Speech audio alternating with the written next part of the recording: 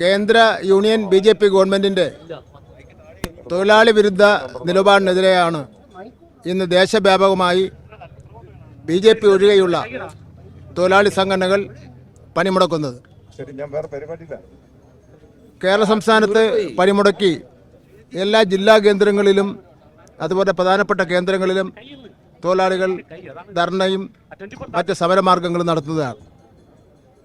തിരുവനന്തപുരത്ത് രാജ്ഭവന് മുന്നാകെയാണ് TP രാമകൃഷ്ണൻ CITUവിൻ്റെ സംസ്ഥാന പ്രസിഡന്റും LDFിൻ്റെ കൺവീനറുമായിട്ടുള്ള സഖാവിൻ്റെ നേതൃത്വത്തിൽ സമരം നടക്കുന്നത്. ഇത് രാജ്യത്തെ എല്ലാവർക്കും അറിയാവുന്നതുപോലെ കേന്ദ്ര BJP ഗവൺമെൻറ് നിരന്തരമായി തൊഴിലാളി വിരുദ്ധ നിലപാട് സ്വീകരിച്ചുകൊണ്ടിരിക്കുകയാണ്. ഏറ്റവും ഒടുവിൽ 29 നിയമങ്ങളെ റദ്ദ് ചെയ്ത് 4 കോഡുകളാക്കി മാറ്റിയിരിക്കുകയാണ്. കേരള സംസ്ഥാനം ഒരു കാരണവശാലും പുതിയ കോഡിൽ പറയുന്ന തൊഴിലാളി വിരുദ്ധമായിട്ടുള്ള നിലപാട് നടപ്പിലാക്കുന്ന പ്രശ്നമേ ഇല്ല. ഇവിടെ എല്ലാ രംഗത്തുമുള്ള ആൾക്കാരെ പങ്കെടുപ്പിച്ചുകൊണ്ട് ഒരു കോൺക്ലേവ് സംഘടിപ്പിക്കുന്നതിന് വേണ്ടി തയ്യാറായി.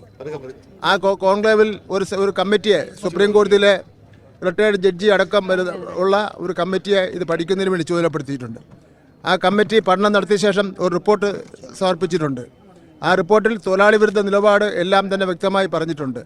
അത് ഗവൺമെൻറ് അംഗീകരിച്ചതിന് ശേഷം കേന്ദ്ര ഗവൺമെൻറ്റിന് സമർപ്പിക്കുന്നതാണ്.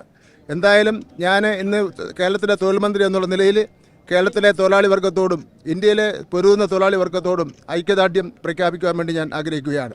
ആ ഐക്യദാർഢ്യം പ്രഖ്യാപിക്കുന്നതിൻ്റെ ഭാഗമായിട്ടാണ് എൻ്റെ ഔദ്യോഗിക ബസ്സിൽ നിന്ന് നടന്ന് ഈ സംയുക്ത സമരസമിതിയുടെ പ്രകടനം ആരംഭിക്കുന്ന മ്യൂസിയം ജംഗ്ഷൻ വരെ നടന്നു വന്ന് അവരോട് ഐക്യദാർഢ്യം പ്രഖ്യാപിച്ച് ഈ സമരത്തിന് എല്ലാവിധ പിന്തുണയും പ്രഖ്യാപിച്ചിരിക്കുകയാണ്. കേരളം എല്ലാ കാര്യങ്ങളിലും വ്യത്യസ്തമായ നിലപാടാണ് സ്വീകരിച്ചുകൊണ്ടിരിക്കുന്നത്. ആ വ്യത്യസ്തമായ നിലപാടെന്ന് പറഞ്ഞാൽ ജനപക്ഷത്ത് നിന്നുകൊണ്ടുള്ള നിലപാടാണ്. കേരളം എക്കാലത്തും തൊഴിലാളി വർഗത്തിൻ്റെ അവകാശങ്ങൾ സംരക്ഷിക്കുന്ന നിലപാട് മാത്രമേ സ്വീകരിച്ചിട്ടുള്ളൂ.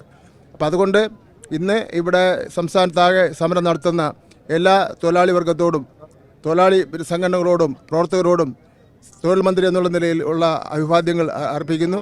നിങ്ങളുടെ അവകാശങ്ങൾ നേടിയെടുക്കുന്നതിന് വേണ്ടിയുള്ള എല്ലാ നിലപാടും കേരള ഗവൺമെൻറ് സ്വീകരിക്കുമെന്നുള്ള കാര്യം കൂടി സൂചിപ്പിച്ചുകൊണ്ട് എല്ലാവരെയും ഒരിക്കൽ കൂടി അഭിവാദ്യം ചെയ്തുകൊണ്ട് എൻ്റെ വാക്കുകൾ അവസാനിപ്പിക്കുന്നു.